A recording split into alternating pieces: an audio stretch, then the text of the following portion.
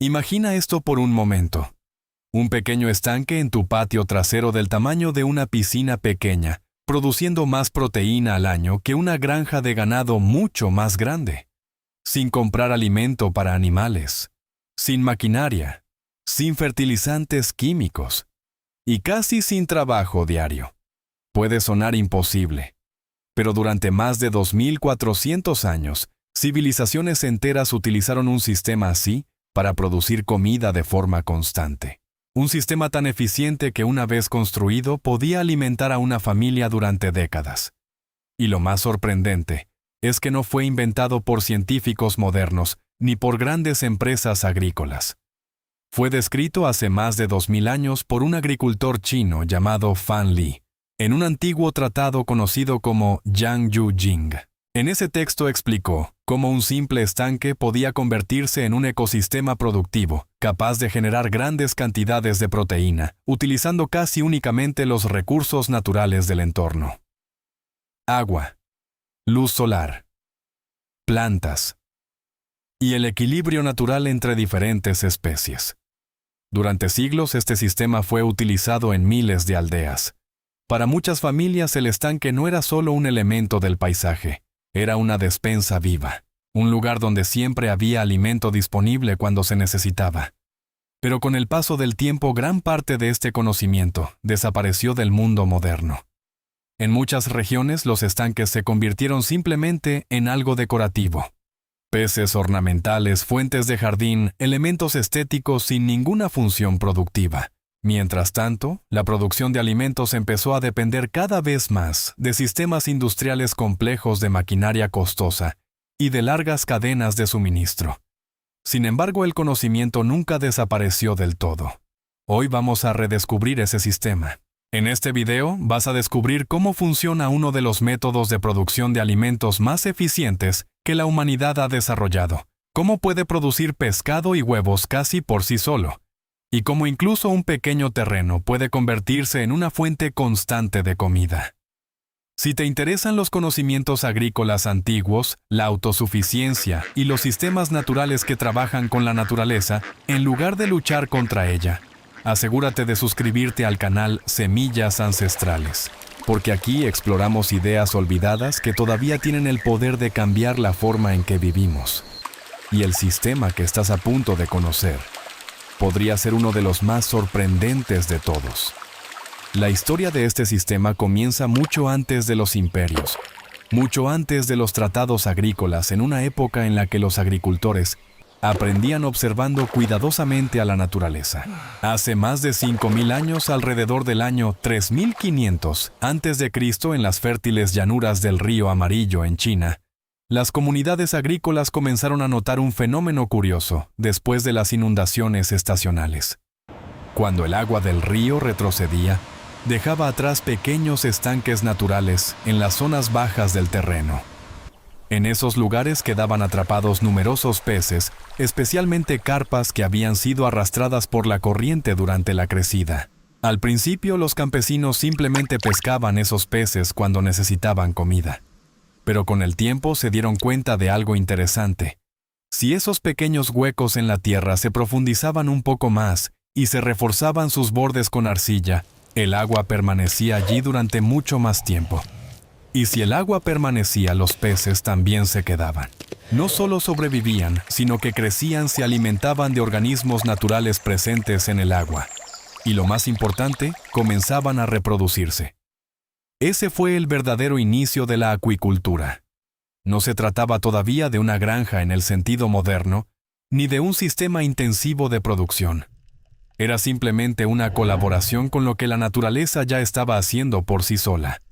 Los agricultores no necesitaban alimentar a los peces con granos, ni construir instalaciones complicadas. Solo necesitaban crear un espacio donde el agua pudiera permanecer el tiempo suficiente para que el ecosistema hiciera su trabajo. Con el paso de los siglos, esta práctica se volvió cada vez más común. Durante la dinastía Shang, alrededor del año 1600 a.C., ya existen registros históricos que mencionan la pesca dentro de jardines agrícolas. En antiguas inscripciones sobre huesos oraculares, aparecen referencias a pescar en el jardín, algo que hoy los arqueólogos interpretan como evidencia temprana de estanques de peces gestionados dentro de terrenos agrícolas. Con el tiempo, estos estanques comenzaron a integrarse completamente en la vida rural. Algunas familias los utilizaban simplemente como una fuente ocasional de alimento, mientras que otras desarrollaron sistemas mucho más organizados. En las casas de las familias ricas, los estanques a menudo se llenaban con carpas ornamentales de colores brillantes que servían como símbolo de estatus y belleza. Pero en las aldeas campesinas, los estanques tenían un propósito mucho más práctico. Allí se criaban carpas comunes destinadas a alimentar a la familia. Estos estanques se convertían en pequeñas reservas vivas de proteína. En lugar de depender únicamente de la caza o de la pesca en ríos y lagos, los agricultores podían cosechar pescado directamente desde su propio terreno cuando lo necesitaban. Era una forma simple pero increíblemente eficiente de asegurar una fuente constante de alimento. Sin embargo, lo más importante es que estos primeros estanques no funcionaban como sistemas aislados. Con el tiempo, los agricultores descubrieron que podían integrarlos con otros elementos del paisaje agrícola. El agua del estanque ayudaba a irrigar los cultivos cercanos, mientras que los residuos orgánicos del entorno enriquecían naturalmente el ecosistema del agua. Sin darse cuenta, estaban creando uno de los primeros ejemplos de agricultura regenerativa en la historia humana. Lo que comenzó como una simple observación después de las inundaciones, terminaría evolucionando siglos más tarde en uno de los sistemas de producción de alimentos más eficientes que el mundo haya conocido. Pero una decisión inesperada de un emperador cambiaría todo y obligaría a los agricultores a transformar estos estanques en algo aún más poderoso.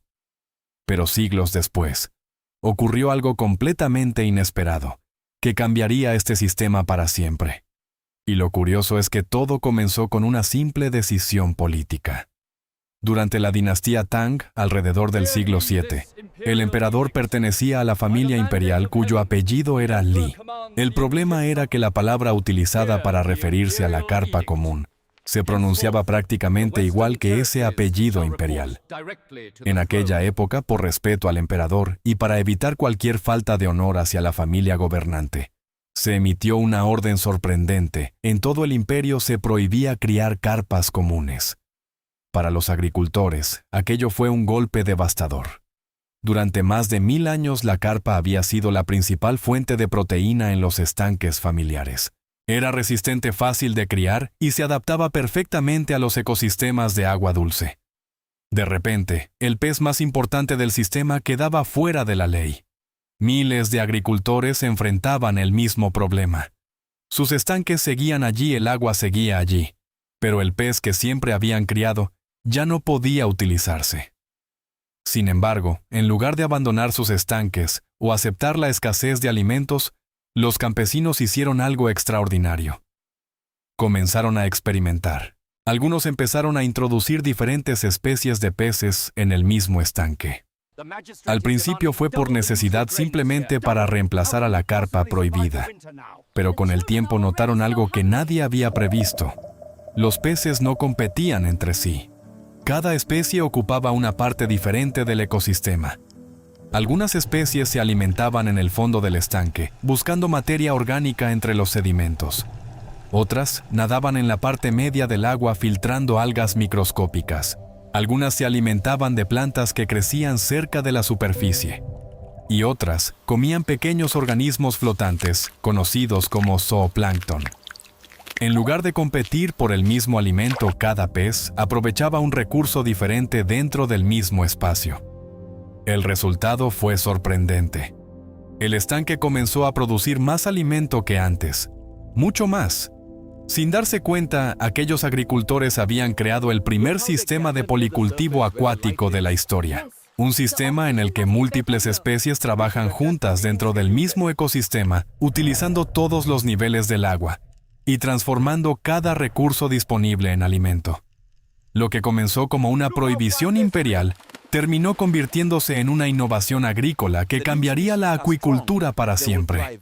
Y lo más interesante es que este descubrimiento todavía se utiliza hoy en algunos de los sistemas de producción de alimentos más eficientes del planeta. Pero lo que los agricultores de la dinastía Tang aprendieron sobre los estanques no fue el final de la historia. De hecho, fue solo el comienzo de algo aún más poderoso. Con el paso de los siglos, el sistema de estanques policulturales se volvió extremadamente común en muchas regiones de Asia. En algunas aldeas, casi cada familia tenía su propio estanque productivo. Los viajeros europeos que visitaron China alrededor del siglo XIII describieron paisajes donde los estanques de peces formaban parte natural de las granjas, produciendo alimento año tras año, sin necesidad de grandes insumos externos. Pero cuando los europeos comenzaron a colonizar América, algo curioso ocurrió. Este conocimiento prácticamente no viajó con ellos. En lugar de sistemas acuáticos, los colonos trajeron un modelo agrícola completamente diferente. Vacas, cerdos y gallinas se convirtieron en la base de la producción de proteína. Estos animales requerían grandes extensiones de tierra, alimento constante, cercas, trabajo diario y una infraestructura cada vez más compleja. Poco a poco, la idea de producir proteína con un simple estanque empezó a parecer demasiado simple. Y aquí aparece algo interesante. Mientras la agricultura moderna se volvía cada vez más industrial, los estanques en muchas partes del mundo occidental dejaron de verse como sistemas productivos. Se transformaron en elementos decorativos pequeños, estanques con peces ornamentales, fuentes de jardín o paisajes acuáticos diseñados solo para verse bonitos. Pero aquí es donde la historia se vuelve aún más interesante, porque el conocimiento no desapareció realmente. Simplemente quedó olvidado. Durante décadas, el mundo agrícola moderno siguió aumentando su dependencia de maquinaria, fertilizantes, transporte y cadenas de suministro globales. Sistemas cada vez más complejos para producir algo tan básico como proteína. Y sin embargo, en alguna parte de antiguos libros agrícolas y en algunas comunidades rurales, todavía existía la memoria de un sistema mucho más simple. Un sistema que podía producir alimento utilizando principalmente biología, agua y luz solar. Y cuando algunos científicos decidieron volver a estudiar esos antiguos estanques, descubrieron algo que cambiaría completamente la forma en que entendemos la eficiencia agrícola. Pero aquí es donde la historia se vuelve realmente interesante. Porque durante mucho tiempo muchas personas asumieron que estos antiguos sistemas agrícolas eran simplemente técnicas primitivas del pasado. Algo que funcionaba en aldeas antiguas, pero que no podría competir con la agricultura moderna. Hasta que en la década de 1960, algunos científicos decidieron comprobarlo. En la Universidad de Auburn, en Alabama, un grupo de investigadores liderados por el científico de pesca H.S. Swingle comenzó a estudiar los antiguos métodos de acuicultura utilizados en Asia. Su objetivo era simple: querían saber si esos sistemas realmente eran tan eficientes como decían los registros históricos. Así que construyeron varios estanques experimentales. No eran enormes. De hecho, algunos eran sorprendentemente pequeños, alrededor de 1000 pies cuadrados, aproximadamente el tamaño de una piscina doméstica modesta. En esos estanques, introdujeron peces comunes de América del Norte, como bagres de canal y bluegill, utilizando principios similares a los sistemas de policultivo que los agricultores chinos habían desarrollado siglos antes. Los resultados fueron difíciles de ignorar. Los investigadores documentaron producciones de hasta 350 libras de pescado en un solo año en estanques de apenas 1000 pies cuadrados. Para entender lo impresionante que es esto, comparemos ese número con algo familiar. Un cuarto de acre de pasto para ganado, una superficie mucho mayor que ese pequeño estanque, suele producir alrededor de 200 libras de carne al año. Eso significa que un pequeño estanque podía producir casi el doble de proteína utilizando una fracción del espacio. Y lo más sorprendente de todo es que estos sistemas requerían muy pocos insumos externos. No necesitaban grandes cantidades de alimento comprado, ni maquinaria pesada, ni fertilizantes químicos constantes. El propio ecosistema del estanque producía gran parte de la energía biológica que los peces necesitaban para crecer. En otras palabras, lo que aquellos antiguos agricultores habían descubierto no era una técnica primitiva. Era ingeniería ecológica extremadamente eficiente. Y aquí es donde aparece una idea que puede cambiar completamente la forma en que vemos la producción de alimentos. La mayoría de las personas cree que producir comida siempre requiere más tecnología, más maquinaria y más energía. Pero a veces la verdadera eficiencia no consiste en controlar la naturaleza.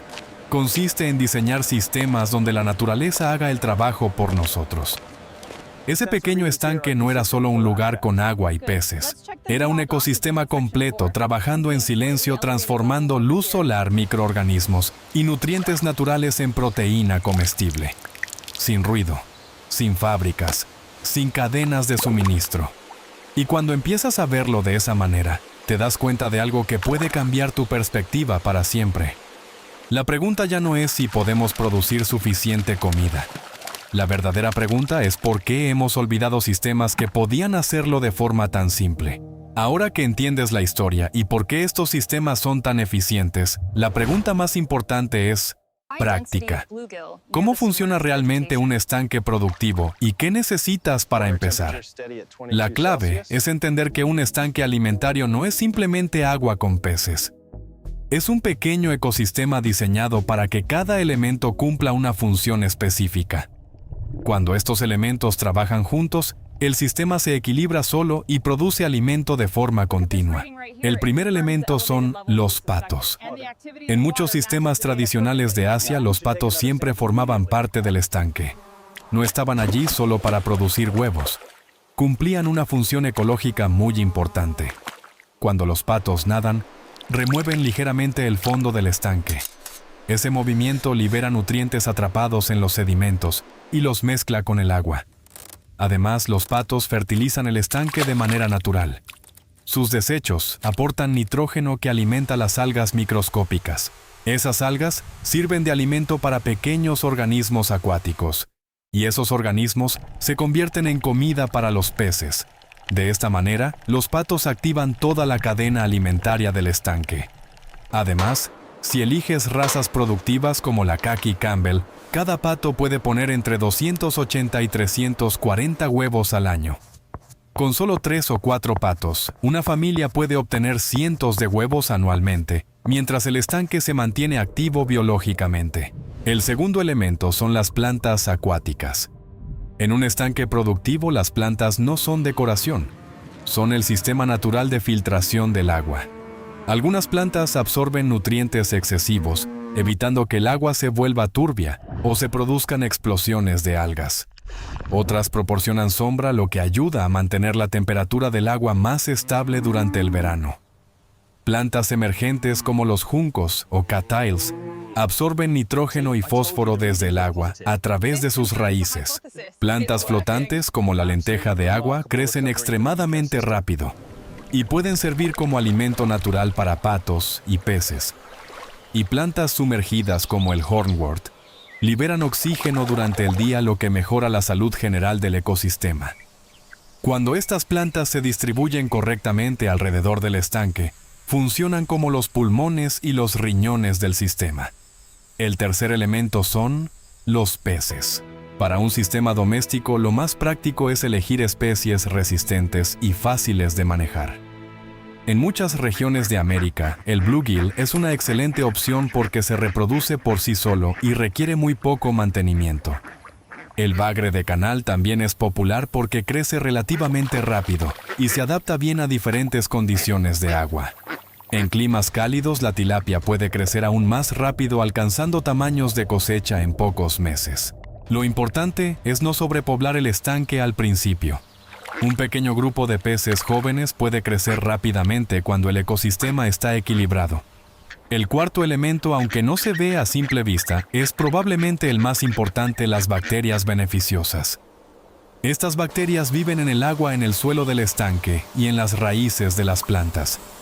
Su trabajo consiste en transformar los desechos producidos por los peces en nutrientes que las plantas pueden absorber. Primero convierten el amoníaco en nitritos y después en nitratos. Las plantas utilizan esos nitratos para crecer, limpiando el agua en el proceso.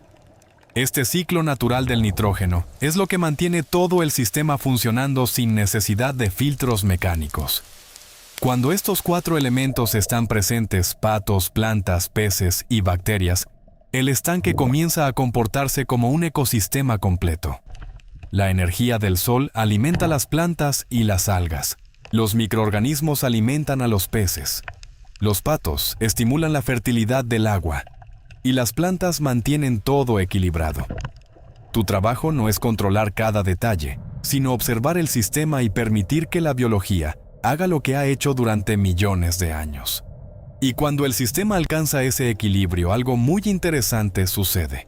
El estanque empieza a producir alimento de manera constante, casi como si fuera una pequeña granja que funciona sola.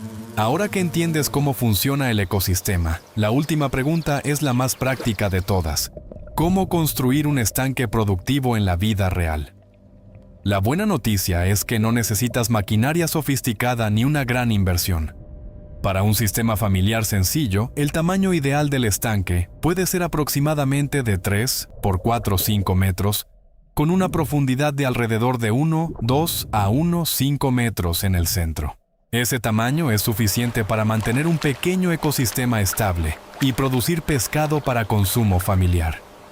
El primer paso es elegir bien el lugar. Lo ideal es una zona de tu terreno donde el agua tienda a acumularse naturalmente después de la lluvia.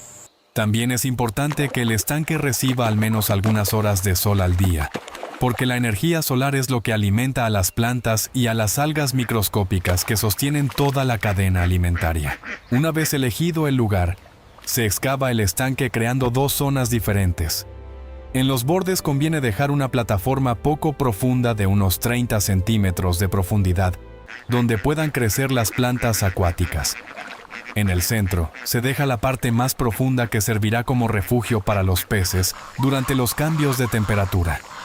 Si el suelo de tu terreno tiene mucha arcilla, a veces basta con compactarla bien para que el estanque retenga el agua.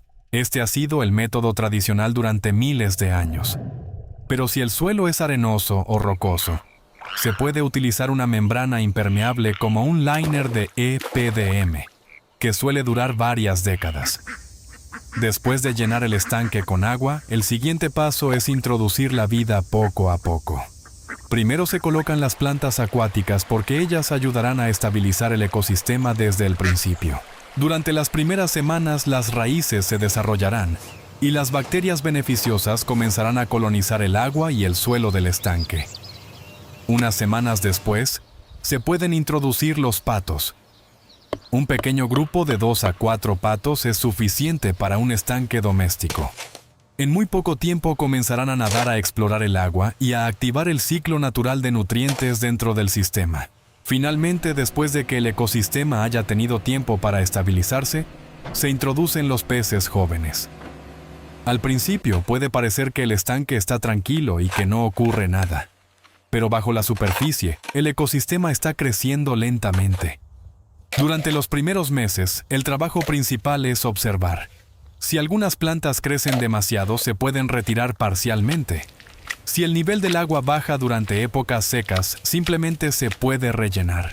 No hay horarios estrictos de alimentación ni rutinas complicadas de mantenimiento. Poco a poco el estanque empieza a encontrar su equilibrio. Después de unos 6 meses, empezarás a notar los primeros cambios visibles. Los peces comenzarán a aparecer cerca de la superficie. Las plantas estarán más densas, el agua se verá más clara y el sistema funcionará de forma más estable. En menos de un año, probablemente ya tendrás peces que se acercan al tamaño de cosecha y patos que producen huevos de manera regular. Pero el verdadero cambio no ocurre en el primer año. Ocurre después de varios años. Porque un estanque bien diseñado no es solo un proyecto temporal. Con el tiempo se convierte en un pequeño ecosistema vivo integrado en tu tierra. Los peces se reproducen, las plantas se regeneran y el sistema continúa produciendo alimento de manera natural. Imagina salir de tu casa una mañana dentro de 10 años. Mientras muchas personas se preocupan por el precio de los alimentos por la inflación o por la fragilidad de las cadenas de suministro, tú caminas hacia tu propio estanque. El agua está tranquila. Las plantas se mueven suavemente con el viento. Tal vez lanzas una línea de pesca y sacas un pez saludable. Tal vez recoges algunos huevos frescos del pequeño grupo de patos que vive cerca del agua. Y en ese momento, entiendes algo que muchas personas han olvidado. La verdadera seguridad alimentaria no siempre proviene de sistemas cada vez más complejos. A veces proviene de algo mucho más simple, un pequeño ecosistema, un poco de agua, un poco de sol, y la decisión de trabajar con la naturaleza en lugar de luchar contra ella. Si este tipo de conocimiento antiguo resuena contigo y quieres seguir descubriendo sistemas olvidados que pueden devolvernos la autosuficiencia, asegúrate de suscribirte al canal Semillas Ancestrales, porque a veces las soluciones más poderosas para el futuro ya fueron descubiertas hace miles de años.